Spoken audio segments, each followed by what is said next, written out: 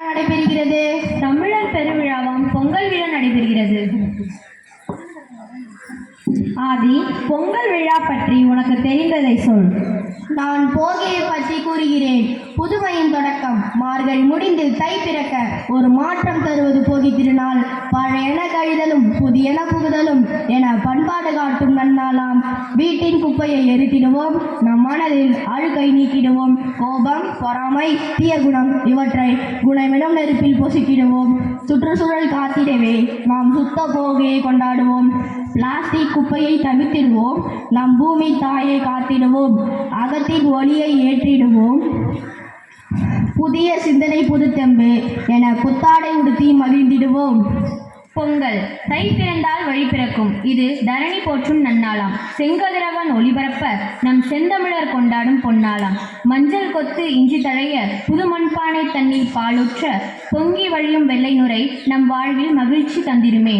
பொங்கலோ பொங்கல் என்ற அந்த மங்கள முழக்கம் வானத்தீர உழவன் உழைப்பை போற்றிடுவோம். இந்த உலகிற்கு உணவை அளித்திடுவோம். மாட்டுப் பொங்கல் உழவனின் உற்ற நண்பன். தை திருநாள் 3ஆம் நாள். இது தன்னிகர் இல்லா மாட்டுப் பொங்கல். உழவுக்கு பாரம் சுமந்தவருக்கு நாம் உளம் மகிழ்ந்து காட்டும் நன்றி இது. கொம்புகளை சீவி வர்ணம் தீட்டி குங்குமம் பொட்டும் இட்டிடுவோம். கழுத்தினில் மணிகள் கட்டிவிட்டு புதுமணம் கமழும் மாலை சூட்டிடுவோம். ஏற்பிடித்து நிலம் கிழித்து எங்கள் பசி போக்கிய தெய்வங்கள் சேற்றில் உழைத்த செல்வங்களுக்கு இன்று சர்க்கரை பொங்கல் ஊட்டிடுவோம். உழவன் வாழ்வின் உயிர் நாடி நம் ஊர் செழிக்க வைக்கும் கால்நடை மாண்புமிகு மாடுகளை போற்றுவோம். தமிழர் பண்பாட்டு பெருமையை காத்திடுவோம்.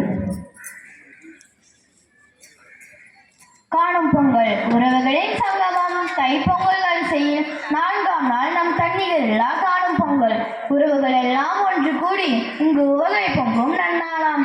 மஞ்சளிலே தரையில் விரித்து அதில் வண்ண வண்ண பொங்கல் வைத்து காக்கை பிடி வைத்து நாம் வேண்ட நம் கூட பிறந்தோர் வாழியவே. சுற்றம் சூழ பயணம் சென்று நம் தொன்மை பெருமை பேசிடுவோம். ஆலயம், குளங்கள், கடற்கரை என அன்பை பகிர்ந்து மகிழ்ந்திடுவோம். வேற்றுமை மறந்து கைகோர்ப்போம். இந்த வீர தமிழ் பண்பால் இணைவோம். இன்முகம் காட்டி இதயம் வெல்வோம்.